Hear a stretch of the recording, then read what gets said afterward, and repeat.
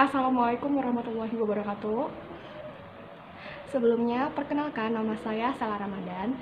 Saya adalah alumni mahasiswi dari Fakultas Dakwah dan Komunikasi UIN Sukaryau, jurusan Bimbingan Konseling Islam. Nah, saya konsentrasi karir dan industri. Di sini, saya ingin berbagi pengalaman, berbagi cerita saya, bagaimana sih langkah-langkah saya untuk masuk kepada dunia pekerjaan. Sebelumnya, saya tentunya mengenyam pendidikan tersebut di UIN Sukaryau, Fakultas Dakwah dan Ilmu Komunikasi, jurusan Bimbingan Konseling Islam. Di sini saya alhamdulillah telah mengenyam pendidikan saya itu lebih kurang 3 tahun 8 bulan. Nah, jadi alhamdulillah wa syukurillah, karena walaupun terhalang oleh adanya pandemi COVID-19 atau coronavirus, jadi saya tetap bisa melanjutkan skripsi saya walaupun tersendat di situ. Nah, kita tahu sendiri ya, yang namanya usaha itu tidak akan pernah mengkhianati hasil. Bener kan? Bener banget. Nah, jadi teman-teman semua, walaupun di saat pandemi pun saya berpikir, setelah pandemi kita mau ngapain gitu, apakah kita stay di sini-sini aja gitu. Jadi itu sebenarnya tergantung dari arahan dosen dan kerjasama dosen dan pembimbingnya gitu. Jadi kalau misalkan nih pembimbing kita kayak pure mau membantu kita untuk menyelesaikan skripsi kita, itu pasti insya Allah jalan dipermudah gitu. Jadi makanya terkadang kita juga harus meyakinkan dosen kita agar kita menyelesaikan skripsi kita pula gitu kan. Jadi di sini saya juga kemarin sempat bingung ya, apalagi kita kan melakukan proses bimbingan itu daring seluruh Indonesia pastinya kan, nggak cuma di UIN Suska aja. Seluruh Indonesia itu melakukan proses belajar mengajar itu melalui daring ya. Nah, jadi di situ saya sempat berpikir gitu, kalau misalkan kita daring nih, kita harus proaktif dong, harus aktif itu untuk mengejar dosen gitu. Jadi otomatis kan di sana yang tadinya kita hanya ketemu dengan dosen terus tuh kita bimbingan, dan sekarang kita hanya melalui by phone gitu kan. Memang terkadang kita kan sedih juga ya, ada teman-teman kita yang dia balik kampung dan di kampungnya nggak ada jaringan. Dan itu tentu resiko ya, resiko untuk dia terhambatnya skripsinya. Nah, jadi kalau alhamdulillah kemarin saya dipermudah. Jadi intinya kita juga harus perbanyak berdoa, usaha.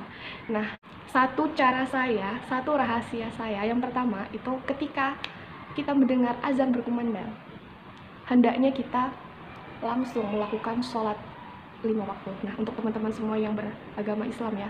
Nah, jadi jangan ada menunda-nunda sholat. Karena apa? Ketika kita menunda sholat, itu otomatis kita akan menunda pekerjaan kita juga dong.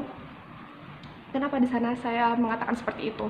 Pekerjaan kita pasti akan dipermudah oleh Allah Subhanahu wa Ta'ala jika kita tepat waktu saat dipanggil oleh Allah Subhanahu wa Ta'ala dalam azan. Benar kan teman-teman? Pasti benar. Nah, jadi teman-teman semua itu jangan pernah menunda waktu sholat. Begitu azan berkumandang, langsung ambil air wudhu. Untuk teman-teman yang laki-laki langsung pergi ke masjid gitu kan, langsung sholat. Nah, untuk teman-teman di rumah yang perempuan ya kan biasanya sholat di rumah ya, kalaupun masjid dekat atau musola dekat, coba sholat di musola. Nah, begitu azan berkumandang langsung mengerjakan wudhu, terus tuh langsung sholat di rumah masing-masing untuk yang perempuan. Jadi itu sih cara saya agar urusan kita dipermudah. Karena apa? Segala sesuatu urusan kita dipermudah itu karena Sang Pencipta. Nah, seandainya nih kita sama Pencipta aja kayak nggak teguran gitu, mana mau dong Pencipta kita memudahkan segala urusan kita. Nah, kita tinggal di bumi nih, di bumi kita tinggal nih kan, di bumi ini tentu ada pemiliknya kan. Nah, pemiliknya itu adalah siapa? Yang penciptakan, Allah Subhanahu wa Ta'ala. Nah, kalau misalkan kita aja sama pemiliknya nggak teguran gitu, bisa tenang nggak hidup kita? Enggak kan teman-teman. Nah, jadi kalau misalkan urusan teman-teman mau dipermudah, itu ada kalanya teman-teman harus tepat waktu ketika dipanggil dalam azan berkumandang.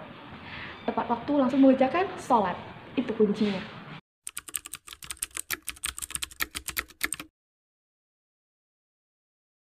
Nah, jadi kalau misalkan setelah kita sholat nih kan, sholat tepat waktu, terus alhamdulillah ya saat saya mengerjakan skripsi itu ada aja kemudahan gitu kan. Kita mengerjakan skripsi itu tentunya fokus ya teman-teman, kita jangan uring-uringan, jangan males-malesan, ya intinya jangan ini deh, jangan apa ya, terbagi pikirannya gitu. Jadi kalau misalkan kita mau fokus pada suatu pekerjaan, ya udah kita fokus di situ. Jangan intinya jangan males, jangan suka menunda-nunda. Kalau kita menunda-nunda pekerjaan, maka pekerjaan itu bakal menumpuk, terus akhirnya nggak terkejar, akhirnya kayak uh, males ngerjainnya. Bener gak sih teman-teman? Nah, jadi untuk teman-teman semua, intinya jangan pernah menunda pekerjaan juga. Oke? Lalu cara saya yang kedua itu kita kalau mau urusan juga dipermudah oleh Allah Subhanahu wa taala, maka kita juga harus mempermudah urusan orang lain. Nah, jadi intinya saling membantu, teman-teman. Nah, kalau misalkan ada teman kita yang bingung, kita kasih arahan, kita kasih motivasi gitu. Jadi, pasti urusan kita bakal selalu dipermudah. Itu sih intinya kalau misalkan mau urusan kita dipermudah, mau segala sesuatunya diperlancar.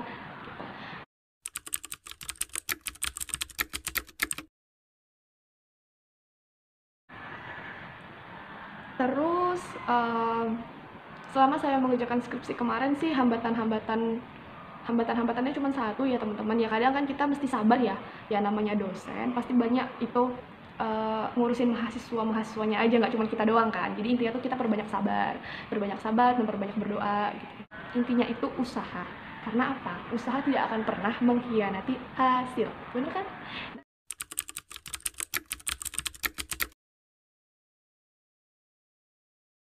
Alhamdulillah setelah saya kemarin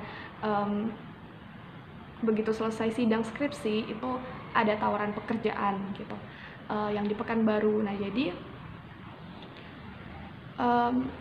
ya selalu minta lah ya, namanya kita manusia, kita pasti selalu minta sama Sang Pencipta, sama Allah Subhanahu wa taala.